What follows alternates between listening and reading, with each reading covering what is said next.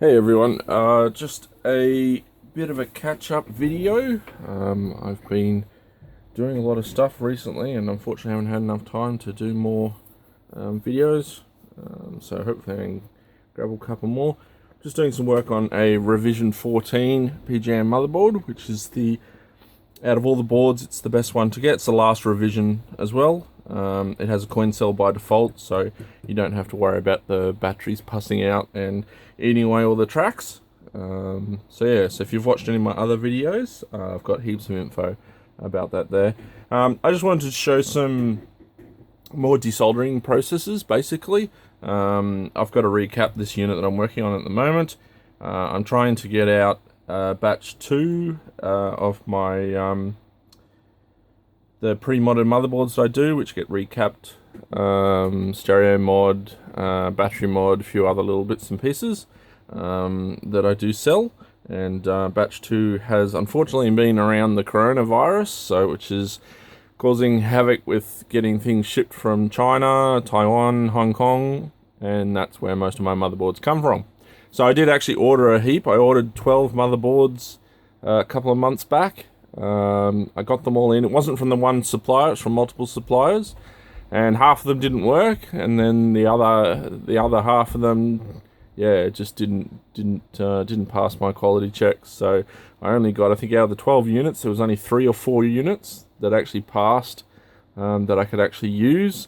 And so I had to order more, and then the coronavirus came around and they're all stuck in China, Hong Kong, Taiwan, all around there, and they're not getting here anywhere soon.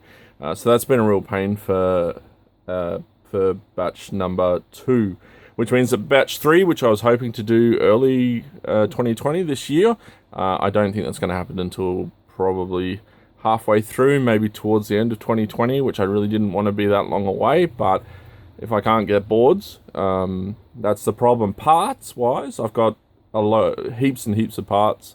I stocked up on all those caps and the RCA jacks and all that sort of thing. So I've got all those parts there. It's just the motherboards that I'm limited on at the moment. So anyway, so I've got a Rev 14 here. I'm just going to show a couple of ways of desoldering the caps. One of the easiest ways of doing it is grabbing your soldering iron. Now let's see if this is going to look all right. Grab some solder, which is obviously a good thing to do. This is 6040, so this is not lead-free solder. It's 6040. It's got lead in it, tin lead, and it's got crystal 511 flux. It's the best solder, personally, I think money can buy. It's not cheap, but it's really, really good for connections that are a little bit dodgy, etc., etc. Like if you're working with a board, doing repairs and stuff. It's got a no clean flux as well, so you don't have to clean it. You can just leave it and everything's cool. So one of the easiest ways of getting caps out, this is a 4-layer board, is to just add some solder onto both of the legs. Bridge the 2 legs together with your soldering iron to heat up both pads. And then just gently pull the cap out from the back. So that's an easy way of doing it. It's just pop them out, because this is a 4-layer board, so it can be a little bit tricky.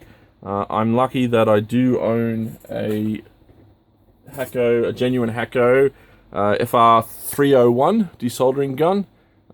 This really is pretty much the bee's knees. I mean, if you're going to be doing a lot of desolder, and I mean a lot, and obviously I do, this really is the best one to get. Now this is the 110 volt version.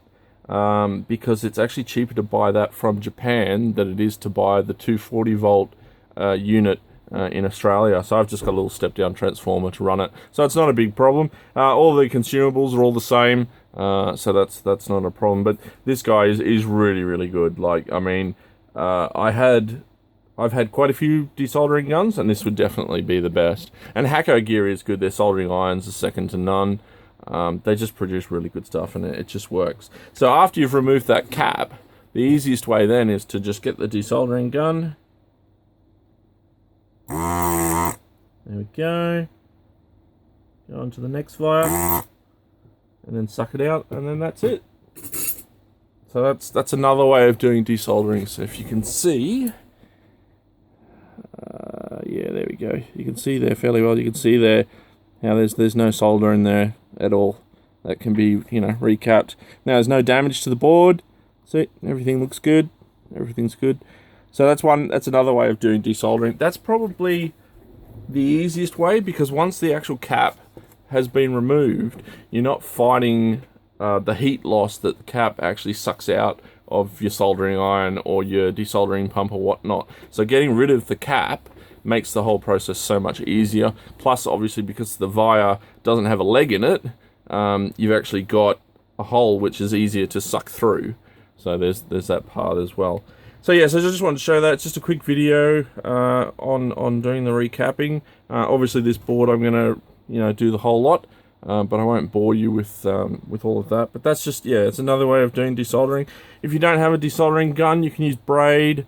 Once you've pulled the cap out, you can use braid to get rid of the solder, or you can use a solder sucker. Like this is one of the ones I've got.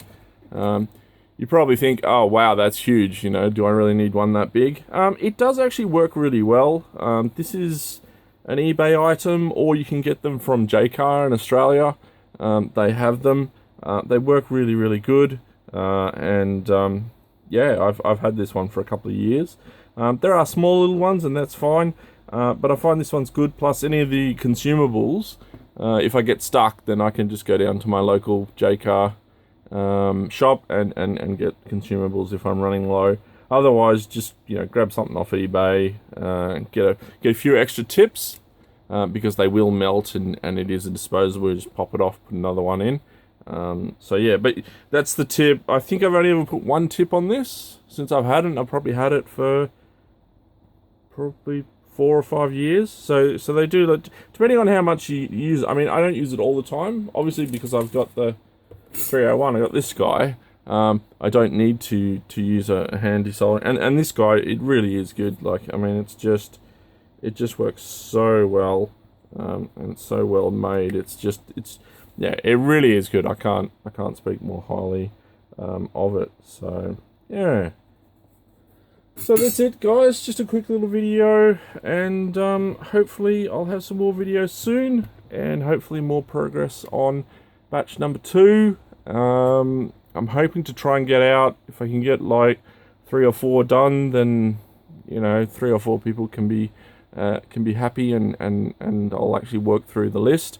I'll probably do it, I suppose, alphabetically is probably the best way of doing it, but I will let everybody know when it comes time to pay the final amount, and if they want any LEDs or other stuff.